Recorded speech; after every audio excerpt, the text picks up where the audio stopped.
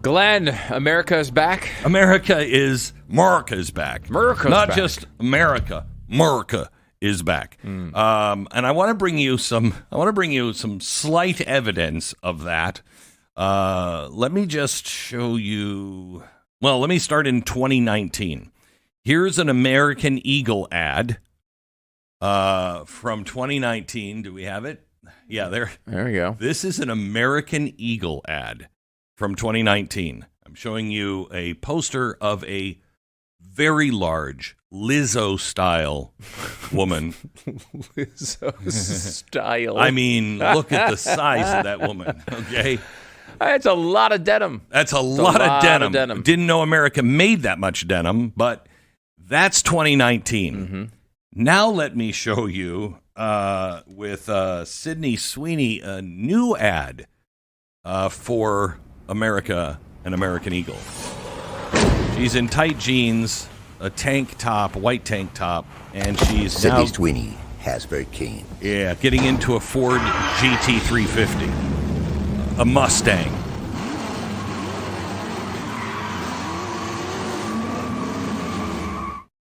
Hello. Recognizing the American man again. You get into a Mustang, a GT350, which is a lot of people on their I wish I had that car list. Sweeney, which is on a lot of people's I wish I had that gal list. Gentlemen tend to appreciate her. They do. Mm-hmm. She's not ashamed of her looks. No. She, doesn't mind if, she dresses to impress the male species. Okay? That ad is directly aimed at American men. The kind of men that everyone has said for the last 10 years should be ashamed of themselves. I will say I don't agree with that. It is not at all aimed at the typical American man. It is aimed at the typical American woman because it is saying to women who, this is true about a lot of them, don't you want to look good for men? That's what it's saying. Wow. It's not even saying, because wow. I'm not buying those jeans. She looks hot in the jeans, but I'm not buying the jeans. Who's buying the jeans?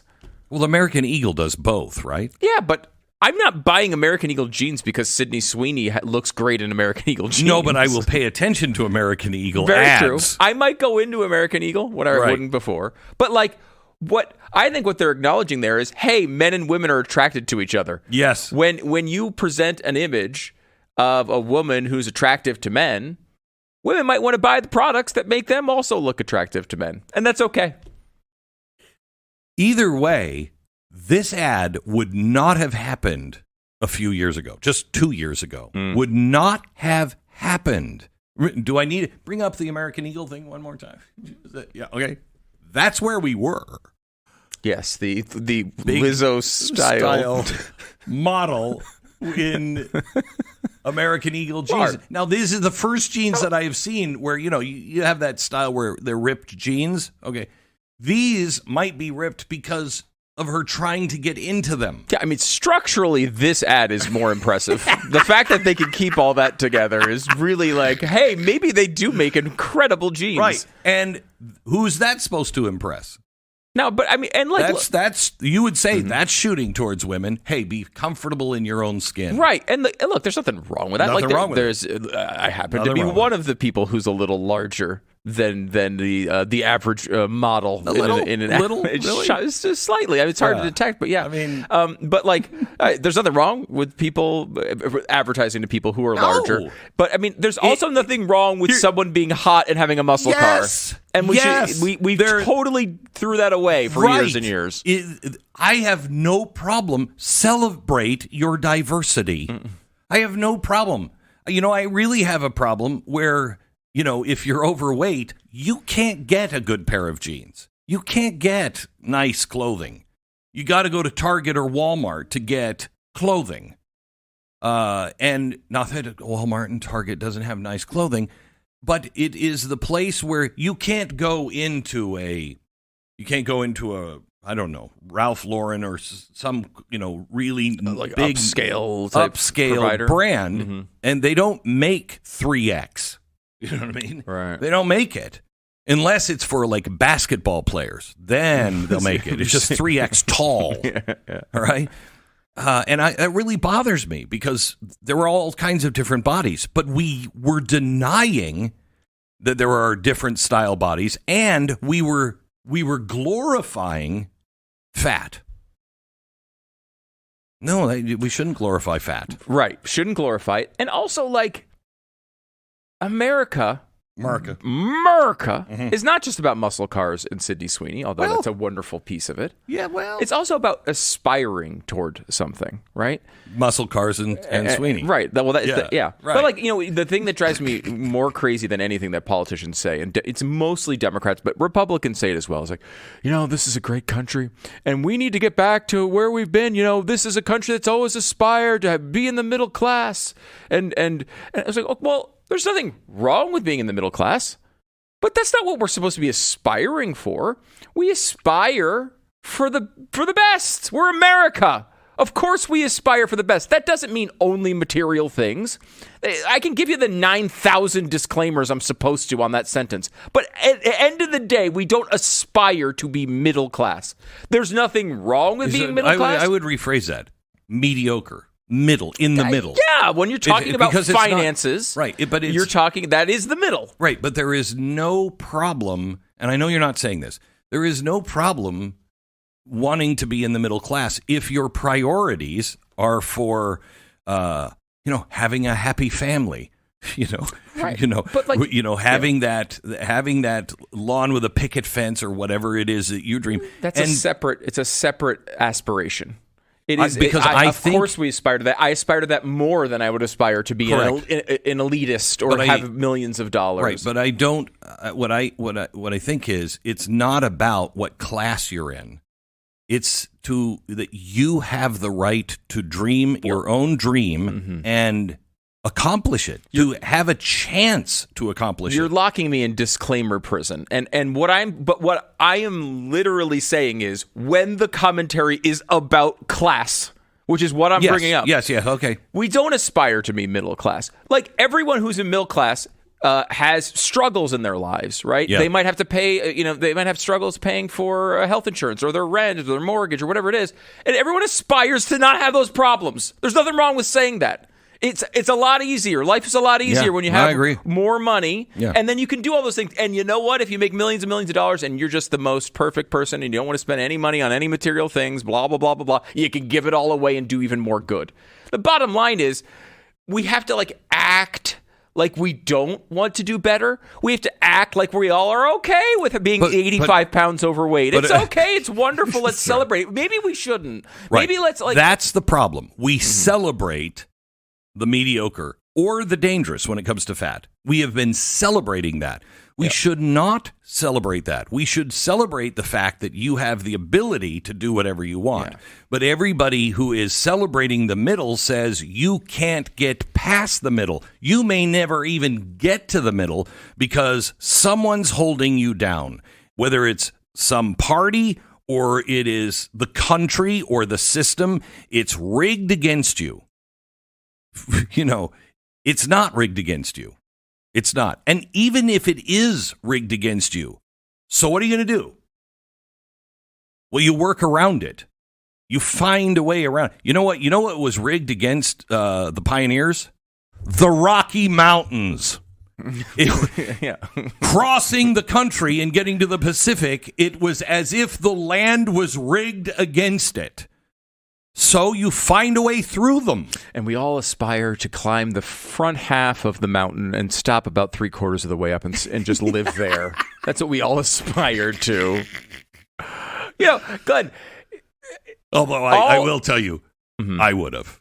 I wouldn't have aspired to it. I would have hoped I could have achieved it, but known I would have failed. Yeah, I don't even think I would have gone 3/4 up. I think I would have stood at the base of it and gone, I'm not doing that. No, thank you. No, thanks. No, thank you. Not doing it. But there would have been that moment where you woke up, like you were listening to some podcast that was inspirational. You're like, tomorrow I'm climbing that mountain. I'm going to get to the other side. You would have been at some 1800s Tony Robbins convention and went, I'm climbing that mountain. Mm-hmm. And then 3 days later, you'd be like, that was crazy. I shouldn't, no way. But like, again, in a way, this ad with Sidney Sweeney is a way of acknowledging a couple of things. Mm-hmm. One, most men would like the idea of having a relationship, a girlfriend when they're younger or whatever that looks like Sidney Sweeney, and it also is acknowledging that most women would like to look like Sidney Sweeney at some version, right? Yes. Now, I will acknowledge she's a little top heavy. Probably later in life is going to be falling over and not be able to stand up straight. But that's a whole thing that's separate. Maybe at that point they wouldn't. Right. But like generally speaking, people like to be attractive. It's okay to acknowledge those things. That does not mean it's the most important thing in life. No. It's like the car is. The car is pretty great. The GT350, that's a pretty important. Great. Yeah, that's important. But you should, it's not the only thing you should aspire to. It's not the most important thing, but it's okay to acknowledge that these things are great. It's okay. It's great. It's a great part of American life. And isn't that what America was? It's okay. It's okay. Nobody was trying. I've never tried to jam my version of America down anyone's throat. Mm-hmm. I have stood for people who were on the opposite side when they were thrown under the bus by the left or the right. I've stood with them because I'm not. It's okay. We can handle it. You know, America is a tough place. We were the people who crossed the mountains. We're rugged. We're tough. We can take it.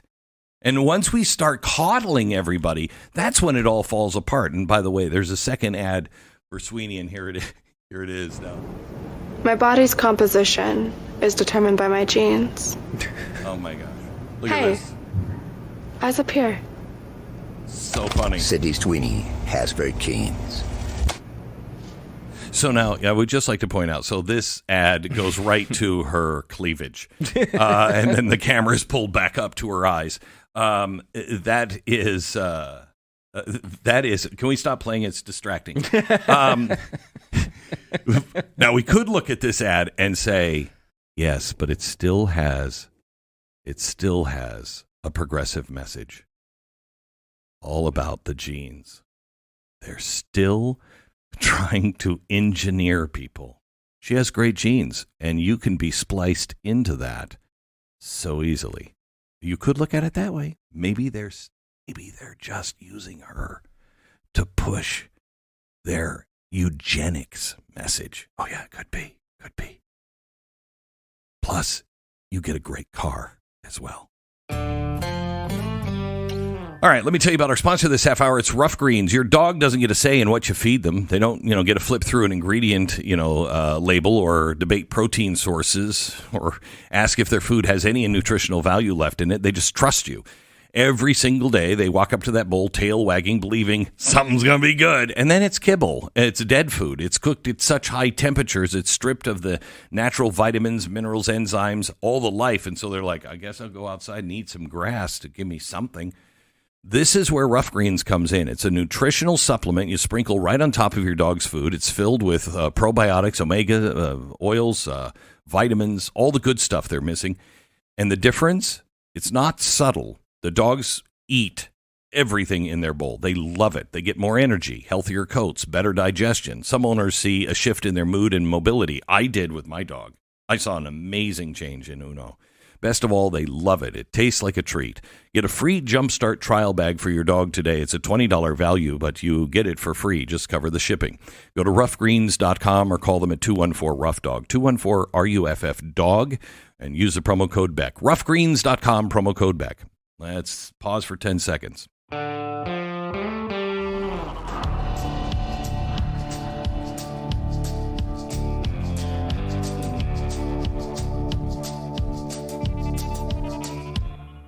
Let me show you how else America has changed. Let me play cut 3, please. Joe Rogan on the Hunter Biden interview.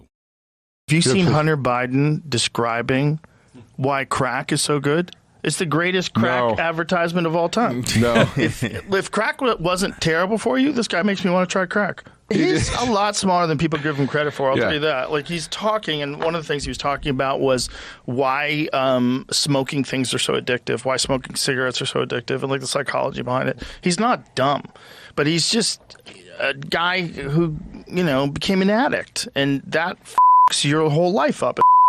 You become a subhuman. That's the best ad for Coke ever. It's the best. Best ad for crack ever. Yeah. And he could be president. How about that? How about that? That kid, he could. Like, no Hunter Biden, after all he'd been through. Look, we all his dirty laundry's all out there. We all see it. He was a freak. He speaking of which, he's just smarter than his dad when his dad was young, and he was a crackhead. So you hear this? Because he's honest to some degree about his crack addiction, and because he throws in the F-bombs and everything else. Well, let me read this is from The Atlantic, okay? 2 hours into the Gen Z influencer Andrew Callahan's interview with Hunter Biden, I had a moment of piercing clarity. Here's a Democrat who you could put on Joe Rogan's podcast. Joe Biden, surviving son of MAGA world's favorite punching bag, is because of his suspect business dealings in Ukraine, his famous laptop, etc., etc. But in temperament and vocabulary, Hunter is MAGA to the core. Since the crushing loss in November, Democrats have wondered how they could win the battle for attention and reach voters they find weak, remote, and passive. The elected officials have been tiptoeing towards the occasional cuss word in their appearances, like teenagers cautiously puffing a joint for the first time and hoping not to cough. Hunter Biden, by contrast, went straight for the line after line of the hard stuff. Donald Trump is an effing dictator thug. The Democrats should fight against his deportation agenda because we fought an effing revolution against a king. Here is Hunter Biden. Republicans have not cornered the market in gossipy aggression, although in both their and Hunter's cases, most of that aggression is directed towards Democrats and the media. They go on to say that in this interview, the host brings up the subject matter of, adults identifying as a baby, and he's done a documentary on it. Even more bizarrely, Callahan surrounds this ad with questions to Hunter about the subject matter. Some days I identify as a baby, Hunter responds, before suggesting that his host should ask adult baby diaper lovers if they vote Democrat or Republican. Then he hints at the conspiracy theory that Trump wears a diaper. Okay? And they love this. Okay. So here's the interesting thing. What is this telling you about today's American society and today's Democrat? They didn't actually mean any of it. If Donald Trump, being exactly the same guy that he is today, was spewing liberal ideas, they would be 100% behind him. 100%. When Hunter Biden looks like he's not a liability, but maybe an asset to be a Joe Rogan, they seriously say he could run for president. In this article, they talk about that too. He's a guy who could cut through all of the noise. He's the guy. And he's also the guy that was treating women like trash. I mean, the king of mansplaining, look at Louis C.K. They banished him into the wilderness. He asked for permission when he was doing things with women. Well, Hunter Biden didn't necessarily ask for permission. He paid them. What is it that Louis C.K. didn't create jobs for women while he was being a pig? Is that what it is? This is Glenn Beck. We hold these truths to be self-evident, that not all meat is created equal, that American families are endowed by their freezers with the right to quality, consistency, and bacon that doesn't taste like sadness. Have you ever had a steak or anything where you're like, that tastes sad? To secure these rights, Good Ranchers was instituted among men delivering 100% American meat, raised right, packed fresh, and shipped to your door with the kind of flavor that makes you want to salute your grill, honestly. Good Ranchers lets you pick a box of high-quality beef, chicken, seafood, or all three, and lock in your price so you never get hit by grocery store sticker shock ever again. This is your time to stand up and eat like a free American. This summer, you can subscribe to any of the Good Ranchers boxes and get your pick of free meat for life. That could be free Wagyu burgers, hot dogs, bacon, chicken wings, every single box for the lifetime of your subscription. And if you use my code BECK at checkout, you're going to get an extra $40 off your first box. So go to goodranchers.com. That's goodranchers.com. Use my code BECK. Get free meat for life plus $40 off. Goodranchers.com. American meat delivered. Get on board on the free email newsletter. It's at glennbeck.com. It's got every story that we talk about every day. glennbeck.com.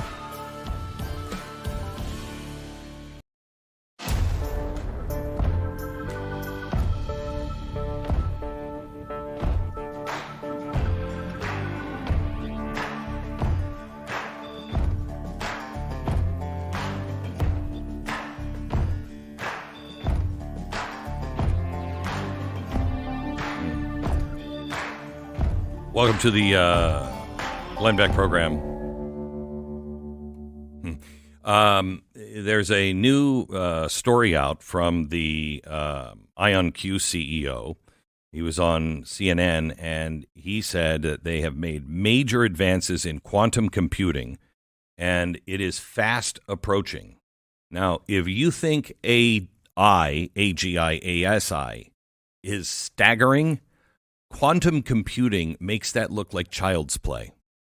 Quantum computing is, they're building these giant server farms. That's all linear thinking for the computer. So I got to check this, and I got to check this, I got to check this, and then I do this, and then I do that, and then I do this. If you ever watch, Grok or ChatGPT, and you say, show me, your thinking, and you see it, okay. That's where you see it, because they was like, the user is asking me a question about this. Correct. I'm going to try to find information this way. Right. Like, and then it goes, and it's just, checklist. Do this, do that, do this, do that. Quantum computing does all of it at once. Okay, so it doesn't go through that line. It just does it all at once. It goes, instead of a line horizontally, it's a vertical line.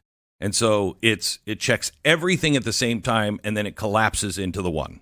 Here's your answer, okay? And I've not heard anybody talk about how quantum computing might help us get to ASI. I just asked Grok, would quantum computing help with the goal of ASI? Would we get there faster? Would we use less power and compute over the traditional server farms? The answer, quantum computing could significantly aid in the pursuit of artificial superintelligence, but its impact depends on the specific challenges and bottlenecks in achieving ASI. Here's a breakdown of your question. So it could help in algorithmic breakthroughs, hardware maturity, hybrid systems. Would we use less power than traditional server farms? Quantum computers require extreme conditions. Not anymore, according to Microsoft. Microsoft just used their quantum computer, which is small, but still it's a quantum computer, and asked it to design an antifreeze, if you will, that could keep the system cool. Because now you have to keep it's not like you need fans and air conditioning for this stuff. It has to be at absolute zero. Otherwise, the I don't even know what you call it, but the qubits aren't stable, because we're talking about, inside of the atom, everything happening. So they have to be cooled so it's very, very stable. It has to be at absolute zero. It's really, you're saying legitimately absolute zero? Or you're saying legitimately just very, absolute, very cold? No, okay. Legitimately absolute zero. It's I can't even remember what it is, -80 or it's some crazy thing, and it has to be deep into the ground and cooled to temperatures that... Absolute zero is at negative 459.67 degrees. So then it may not be absolute zero. Just look up. Does quantum computers have to be kept at absolute zero? Okay.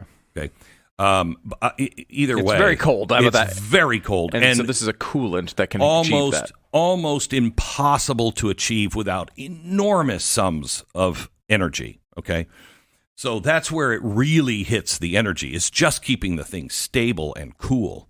But they may have had a massive breakthrough on this. They just, for the server farms, they just came up with a environmentally friendly compound that is not known to man.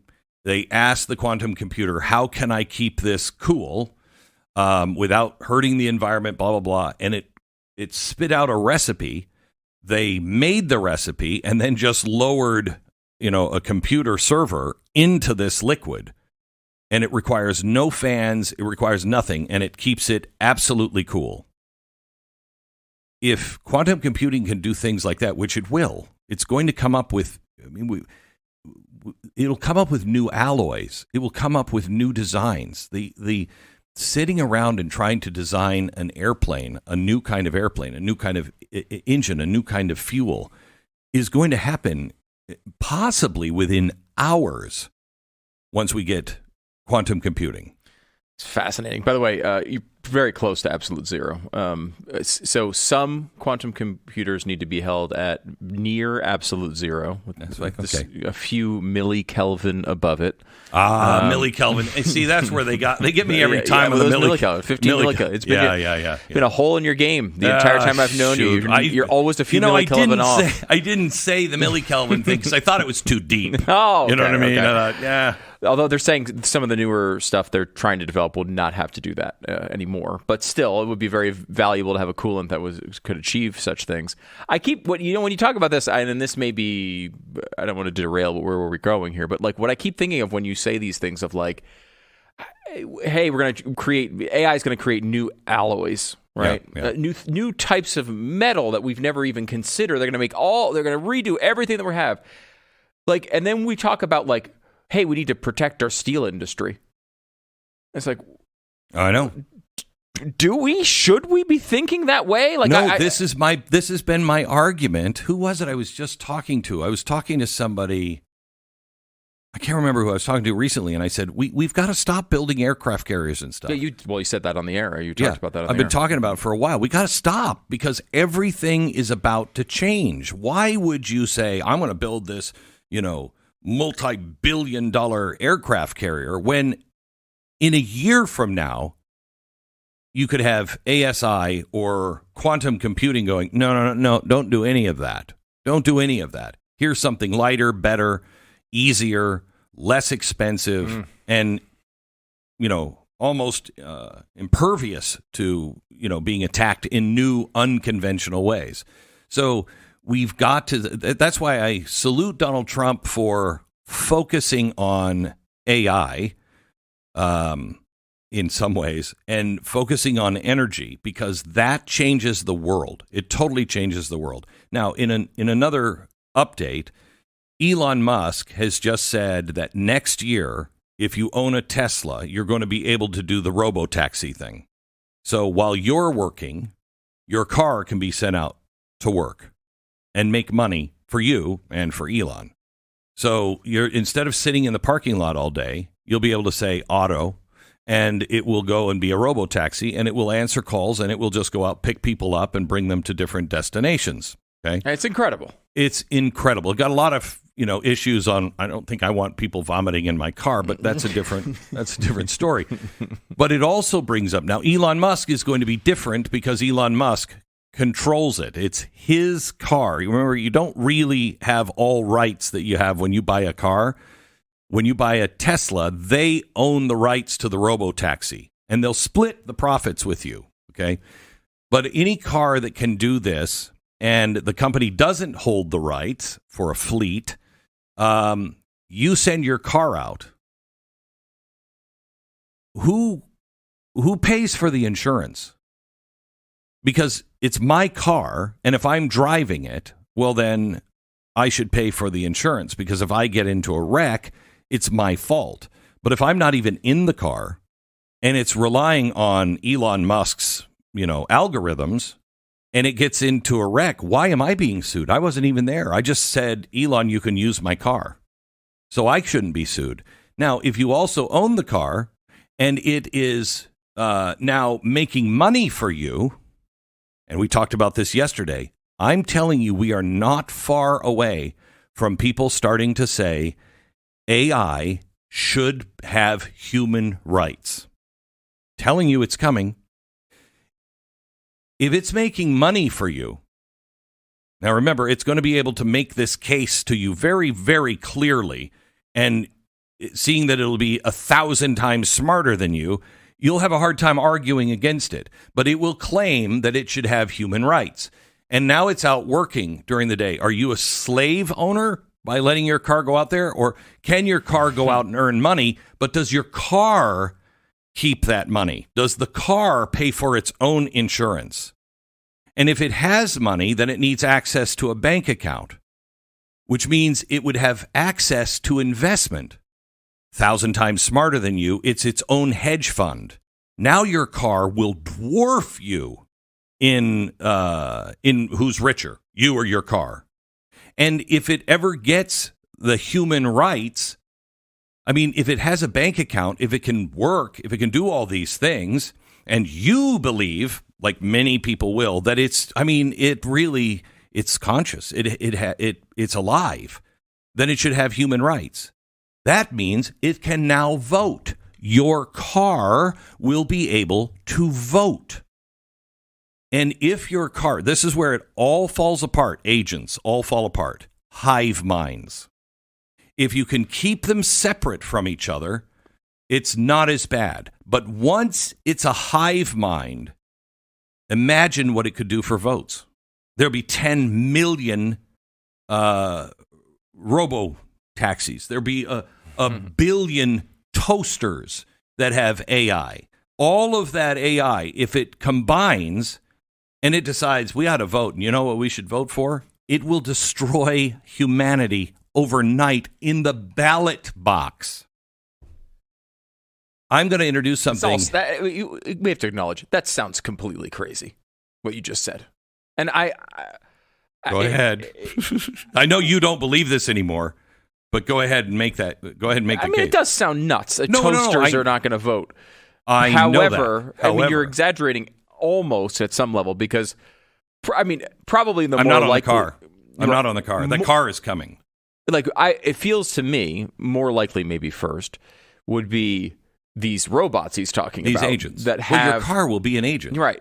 Or the physical robots Elon Musk is building. Yeah. Right. He's currently building those physical robots. Yes. And especially when they start looking kind of like humans or have some sort of human persona. Human beings currently, a lot of them, thankfully not too many, are arguing this for animals, right? Like these legal rights for dogs and cats and other animals. But if your dog or cat, think about dolphins, if your dog or cat were 1,000 times smarter and could communicate, then you, and it could communicate, you would 100%. You would put your dog ahead of you. And it seems weird now to say. That's why I want to say we need to acknowledge it sounds insane.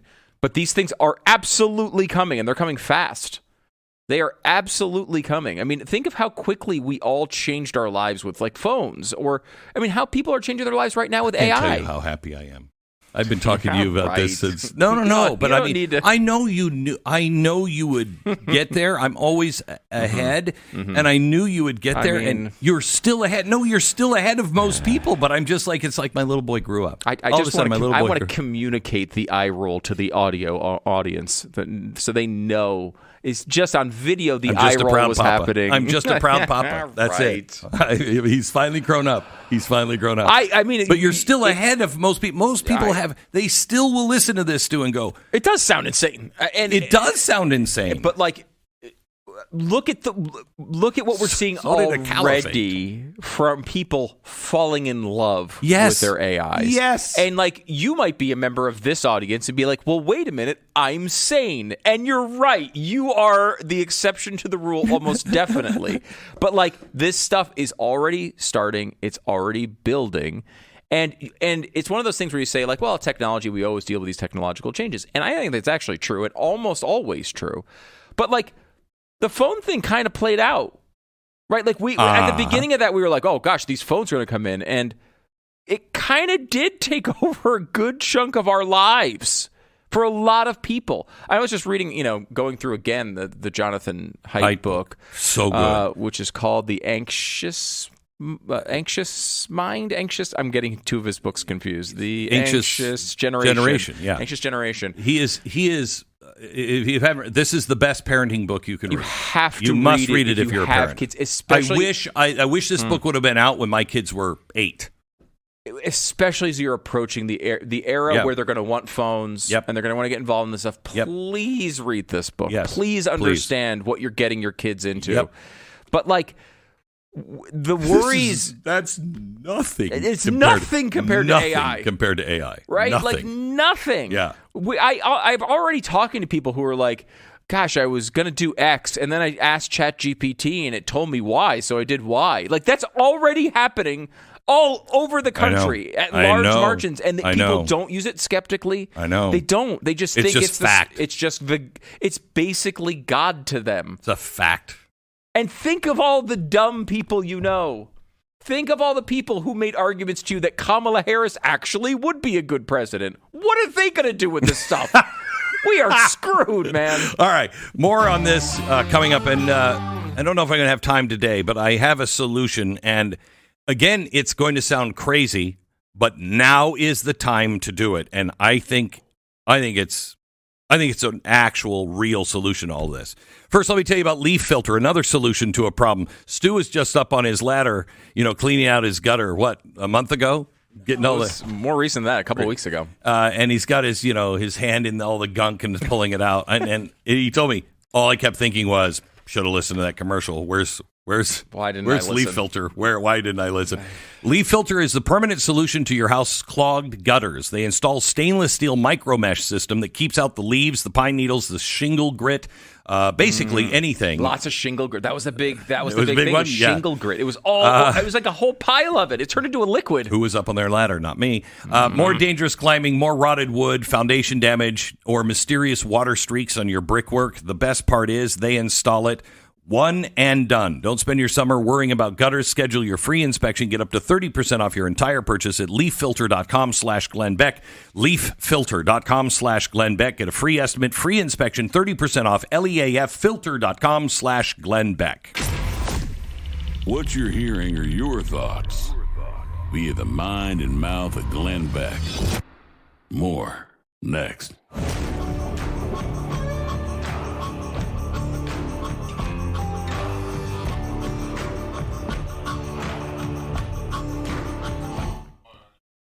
We were just talking about how AI is going to change your life. And that, this happened with like dating apps, right? For a long time. Everyone's like, oh, this is going to make everything better. What has it turned the world into? The promise didn't exactly pan out. But if you've built a life with purpose, a real career, real foundational principles, all the swiping that you're doing kind of starts to feel like a waste of time. If you're... I don't know, you can doom scroll on Twitter all you want, but that's not what you want to do if you're looking for an actual life partner, a wife or a husband. If you want values, if you want ambition, if you want direction in life, consider Selective Search. This is a service you may not have heard of. It's a leading luxury matchmaking firm, and they are built for people who are serious about finding something real, not another app, not another algorithm, not AI. If you are looking to kind of solve some big life problems and maybe advance it in a way that makes some sense, every introduction is hand-selected. It's based on true compatibility. It's not swiping. It's not canned profiles. Just thoughtful matches that make sense. It's intentional, it's personal, and it works. And if you're tired of dating apps and all that nonsense, go to selectivesearch.com/California if you're in the area. Selectivesearch.com/California. If you know someone you think might benefit from this, join the candidate program. Send it to them. It's selectivesearch.com/California. Check it out now.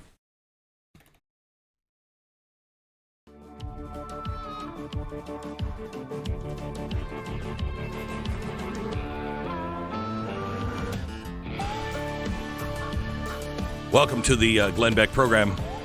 All right, we haven't even gotten started yet on today's program. Stand by. We have more on the news, and also Donald Trump's visit to the Fed yesterday, which was a fun kind of uncomfortable moment between him and the Fed chief Powell. And I want to explain what Donald Trump is doing with Powell next. This is Glenn Beck.